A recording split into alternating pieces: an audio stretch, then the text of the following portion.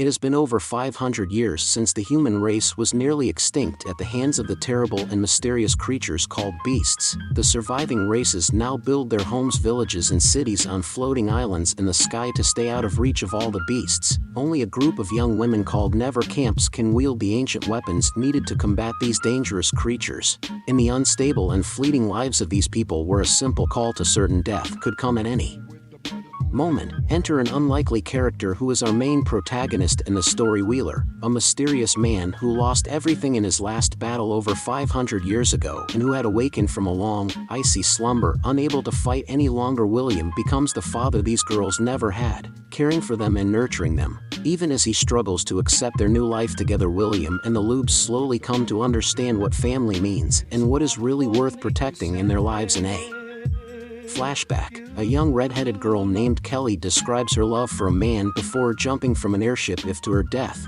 In the present, in a city inhabited by beast men, Kelly, now with blue hair, runs through a marketplace chasing a cat who has stolen her pendant, falls off a bridge but is caught and saved by a man who also manages to retrieve her pendant. To avoid the hostility of the beast men, Kelly spends the day with William before being escorted by mysterious guards led by a lizard man.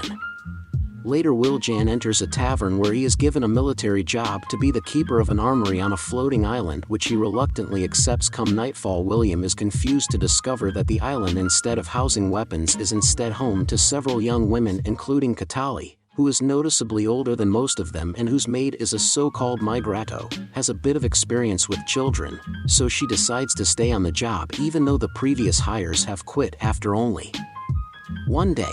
Just as she is getting ready for bed, Quetali reveals that the reason the armory does not contain guns is because the girls are the guns. Then, in a flashback 526 years earlier, a teenage William is attended to by a young girl who refers to him as her father. Just before the great battle, it is then revealed that William never returned home and that in 1 year humanity was exiled. William introduces himself to all the girls, but she cowers before him because they have never spent time with men. Finally befriends two young women of Kettle's age and calls the ideas, and Nephron Willem finally manages to win over the rest by cooking for them on the other hand, and teases you that such and for having feelings for Willem, while William sails play ball offense by a small cliff and gets badly hurt in the head, at which point everyone Willem act indifferent. Music.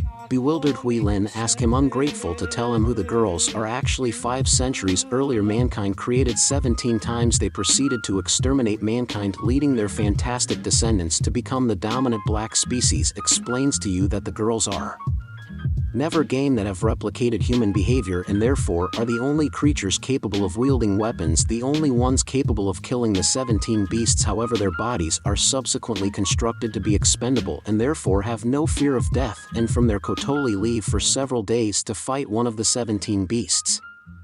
But they return safe and sound. Willem tells Idea that he intends to stay with the girls because they remind him of someone he met in a similar situation while attending to such, and she warns Willem that within 5 days the beasts intend to launch a gigantic ball of energy that can only be destroyed by a suicidal charge from the girls, and that she will be the one to do it this time. As a final request, she asks him for a goodnight kiss, that such and such, and go back to sleep. While UI remembers someone, a red-haired girl named Line. William and Nephron spend the whole night in the archives looking for a way to avoid the death of so-and-so, and upon discovering them in the morning, Tony reprimands them for trying to alter his fate, so Willie denies so-and-so and goes for a duel with both of them wielding dugout weapons. Willem easily defeats so-and-so and explaining that the unrefined fighting technique caused athletes unrefined fighting technique, and his lack of knowledge about the dug weapons is what prevents them from greater success. This makes Tony angry, as this would mean that his sacrifices have been in vain. At that moment, William suddenly collapses from internal bleeding. Luckily, neither coughing manages to stabilize him later in the night, nor TV explains to the girls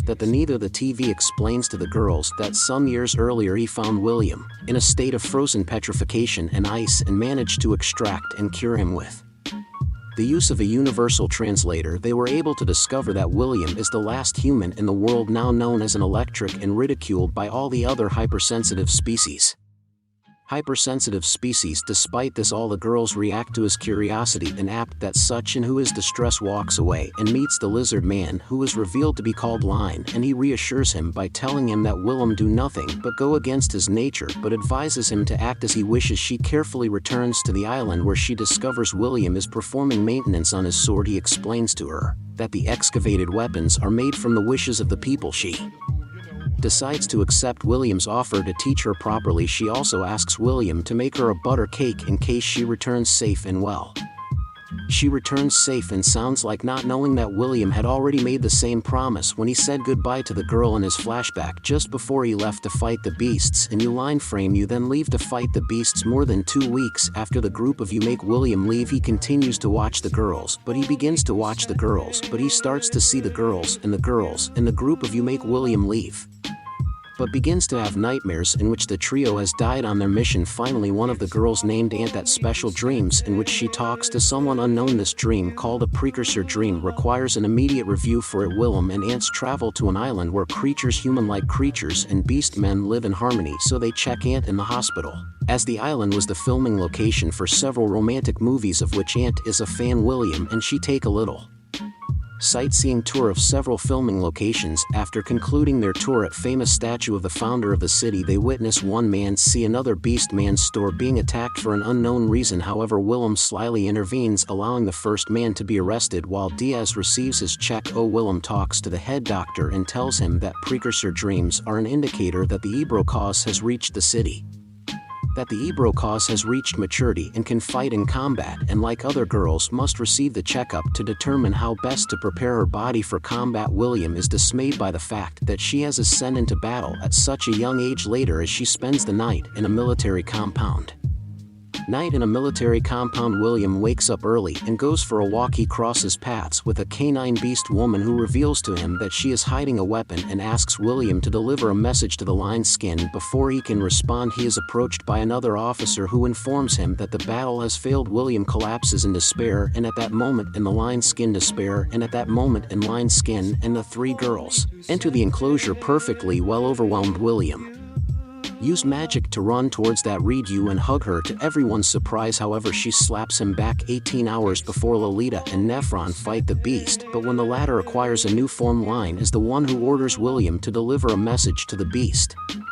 A new form, Line is the one who orders a strategic retreat, forcing the abandonment of the island in question. That such and tries to disobey this and to continue fighting, but suddenly he experiences a vision of a young woman who speaks critical and disturbing words that redden briefly to his eyes in the present, while he puts in a Gadina the current of the events. That such and blames herself for not having gone ahead with the suicide attack, but not in consolation are interrupted by the canine beast woman she encountered, in which she reveals herself to be the friend of the daughter of the Lions who Fyra. She gives to Lion Skin evidence of death threats against her father, and due to her support of racial integration by a group of supremacists known as the Knights of Annihilation, she asks for military support for a next opportunity, but all present, though sympathetic, decline due to military policy, which prohibits them from interfering in local affairs, and also to avoid escalation of the conflict. Despite their refusal, Fyra continues to accompany William. Never eats while he goes to retrieve Tony, then proceeds to invite her to lunch and take them on a hike, as William had promised Tony during the tour that Tony is still having the visions he experienced during the battle, but decides not to tell the rest later, and William realizes that the Knights of Annihilation are following them with the intention of kidnapping Fyra. He and the girls lure them into an alley where they proceed to defeat them with ease using their magic, and then make them to subtract. Though grateful for defeating them, Mira reprimands them for using her as bait and then leaves. As the night draws near, Talia will be able to admit that she wanted to fight for a suicidal wish and nothing. Willem then admits that he longed for death thanks to the absence of the people he left behind, but now he has found a new family in the girls, which explains his earlier reaction. That Talia, upon hearing this, realizes she is in love with him. Just as they are about to leave, Hui Ling is approached by an officer who tells him that someone named Software wants to meet with him. Upon recognizing that name, William sends the girls home, without which Tony and the girls will be sent away.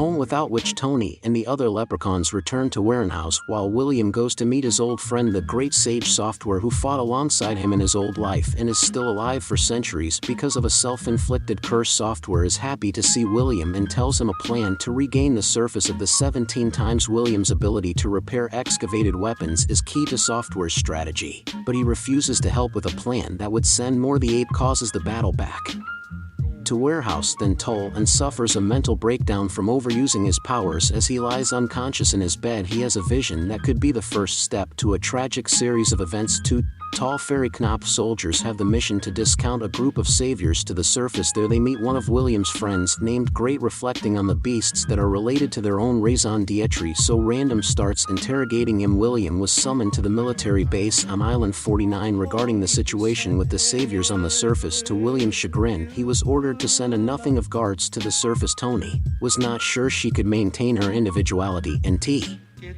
approaches her and reveals to her that she is not the only one who has problems with memories of her former life, and begins to tell you a story about a certain girl whose individuality was eroded by her past. On the other hand, Holens met with of her altar and immediately provides maintenance for the poison in her body, yet Radium still cannot trust on the sole survivor, and Entry still a little uncomfortable due to of William's hometown. Suddenly a great earthquake occurs and a swarm of Nephron-Roldos beasts appear, and we attack the swarm, but as they are outnumbered they soon find themselves in the middle of the swarm. Outnumbered, they are soon cornered. William enters the battle and fights with all his might, even though his body is badly wounded in his last moment. Kettle and asks for one last request from Ek, which was that he return to his body as Ek took him out so he could keep what was left of it. At first he says no, however with the mention of the promise he made to William already during his childhood, he is convinced that she still appears again in battle and defeats all the beasts. Music, however, in the process she opens her fairy wings and wipes out everything, which makes that Talima was, and that William is the only survivor. This story leaves us as a moral that the fate of a person in the vast majority of cases is marked. However, it is your decisions that will ultimately decide your fate. And so end these animes. Subscribe to see more videos like this, activate notifications, and leave a like to help the channel. Thanks for watching.